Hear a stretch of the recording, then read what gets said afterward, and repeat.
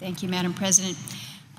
We continue the discussion today about the impact of high energy prices, high gasoline prices at the pump, what they mean to families from Alaska to New York, just the very reality that we face as a nation that is struggling still, coming out of a recession. We're worried about jobs. We're clearly worried about the high price of energy and what can be done. I think it's important to note that this is something that there are no clear and easy answers. There are no short-term, quick, flip-the-switch fixes that we can do, but there are a lot of things that we can help to make happen by either affirmative action or, in many cases, getting the government out of the way. But in doing so, I think it's important that we speak honestly about the situation before us, about what the solutions, potential solutions are, and how they really translate. In the past day or so, I've heard some comments from some of my colleagues that I think deserve a fair and an honest rebuttal, so that the conversation, the dialogue can continue and really be better understood in terms of what we're talking about with these oil and gas tax increases, because that's exactly what the Menendez proposal would do, is increase the taxes on an industry that is providing not only resources, much needed resources for this country, but much needed jobs. The first point that I have heard is that American taxpayers are somehow or other subsidizing the oil companies. And I think, again, it's important to put this in context. This argument, I think, rather bizarrely labels basic tax deductions somehow or other as a subsidy, as though the federal government is allowing businesses to retain more of their earned dollars, because that's what's happening here with the situation of the oil companies. They have earned the dollars, and they're basically keeping more of the dollars that they have earned. That somehow or other, that action is the equivalent to handing them a check from the government, whether it's what we see with for instance, the situation with Solyndra, where they got a check from the government. So I think it's important to put in context that when some say that we need to end subsidies for oil companies, I think what that really translates into is raising taxes on oil production. And again, I think it's important to note and understand that this is an industry that does pay substantial taxes to the Treasury. Their taxes are already higher than we see in most other industries. The four largest companies have an effective tax rate that's over 40%. In 2010, they paid $55 billion in income taxes to federal, state, local, and foreign governments. I mean, Madam President, that's a huge sum. It probably increased along with the oil prices back in 2011. These numbers were from 2010. But when people talk about we all need to pay our fair share here, I think it is important to ask the question, how much does the industry have to pay before it's sufficiently considered to be doing its part? One of the other points of contention that has been raised by my colleagues on the other side of the aisle is that raising taxes on oil companies won't increase gas prices. Well, it's certainly not going to lower them. I think we could probably agree on that. If you raise taxes on oil production, you're going to get less oil production.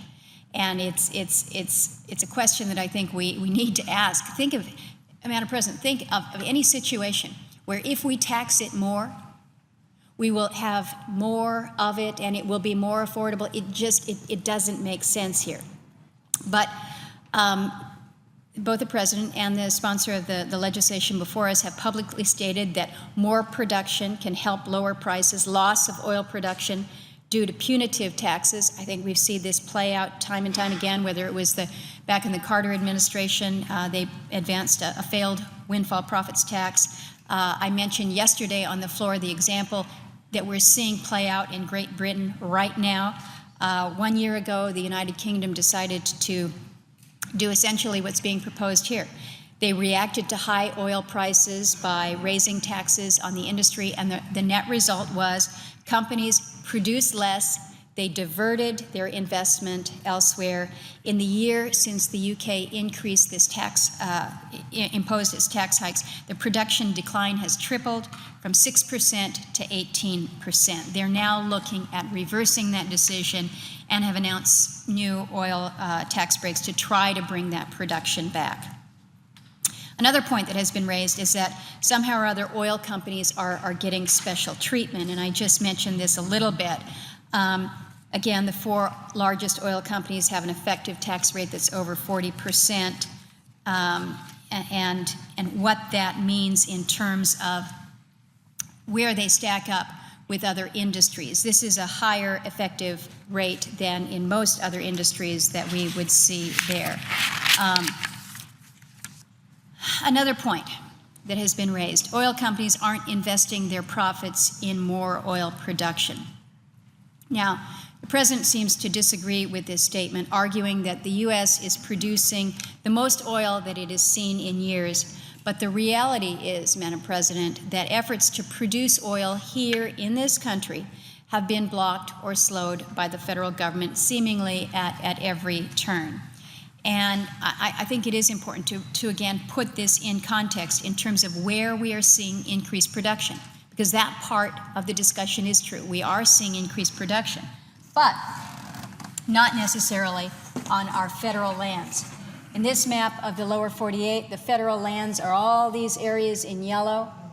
The red dots here are federal operations shale well operations on federal lands. The blue is the shale well on the private lands. So you've got a situation where 96% of all production increases have occurred on our state and on our private lands. And this comes from the administration's own EIA, that we have seen production on the federal side drop under this administration. The fact that exists is that America's largest untapped oil fields, whether they are in the offshore areas, whether they are in the Mountain West, whether they're in Alaska, that's not even on this map, these are still off limits under federal law. And none of these resources are counted when people say that the U.S. only has 2% of the world's reserves. I showed a chart yesterday that indicated that we're not even allowed to count these areas that have not been truly proven up. And it's because of the lands being off limits or the permitting delays that we see that the U.S. is not a larger producer of oil. And if the federal government wanted to, it could allow us to become the world's top oil producer, be virtually independent of OPEC sources. A fifth point that deserves some comment. It was the majority leader yesterday that said for every 1 cent increase per gallon of gas, big oil profits rise by $200 million. Now, presuming this figure is true in the very general sense that it has been alleged, I think my Democratic colleague appears to prefer that perhaps those profits should go to OPEC rather than to U.S. companies, to the pension holders here. In the U.S. here, at least those dollars are taxable. They support the jobs, 9.2 million jobs within the oil and gas industry, help us with a balance of trade issues. So again, a contention that needs to be directed some commentary. Another point is that America is now a major or net exporter of oil. This was raised yesterday when I was on the floor by the senator from California. She says we're now a major or net exporter of oil, and this is a statement that is absolutely false and needs to be corrected. Under 15 CFR 74.2, it is illegal to export crude oil from the United States without a rare and very special waiver. And therefore, 99% of the oil that is produced here stays here. 99% of the oil produced in this country stays in this country. Only 1% of U.S. oil is exported. The very small, very insignificant exports of crude that do occur require a very extensive review process. They're typically sent to Canada or Mexico for refining purposes. Ultimately, that fuel is returned for use here in the United States. Now, in terms of exporting refined products, if that's the concern, Secretary Chu came before the Senate Energy and Water Appropriations Subcommittee and stated that the only refined product exports from the U.S. consist of certain types of diesel fuel and things that we don't use here in the United States. So it's a big difference between refined product and then the crude. But it is important to correct the record and demonstrate that we're not in a situation where, as a country, we are exporting our crude oil. It's inaccurate, it's totally inaccurate to say that the U.S. is running a surplus or acting as some major exporter of any of the fuels which Americans need and use to fill up their vehicles or heat their homes. And as a result, almost 90% of refined products stay here in this country. Pretty much the only things that are exported, though, are those things that we don't use.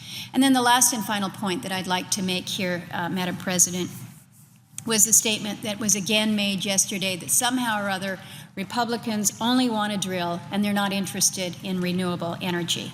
And again, I think that that statement is a false one and needs to be corrected. I certainly coming from a producing state, believe very strongly that we need to also focus our efforts on renewable energy. Republicans are simply proposing that we pay for renewable energy research and development without raising taxes on employers and consumers. Now, I have been pushing for years now to allow for revenues from the development of ANWR to help us build out that next generation of energy source for our country. ANWR revenues alone could provide as much as $300 billion in federal revenues for renewables, depending on what the price of oil is, if Democrats would simply allow access to it. Instead, they propose to raise taxes on whatever production is taking place, hand out loan guarantees, unfortunately, to many unstable companies. I'd also point out that allowing the Keystone Pipeline has nothing to do with drilling. Neither does pressing the EPA to settle down with its regulations that are making refineries so expensive to operate, in some cases actually shutting them down. I think most Republicans also support the new CAFE standards, many of the other renewable provisions that were in the energy law passed in 2007. We've passed multiple efficiency and renewable bills out of the Energy Committee just this Congress. Unfortunately, none of them have been allowed on a vote on the floor. So I think it is wrong to suggest that Republicans aren't willing to talk about anything but drilling. We just want it included in part of that discussion. When we're talking about all of the above, Madam President, I think we absolutely need to mean all of the above.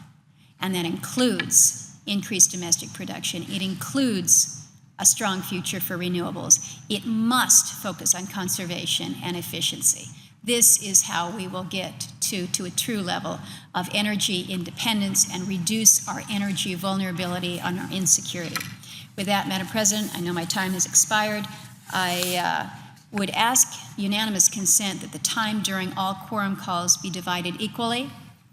And at this time, would yield the floor. Without objection.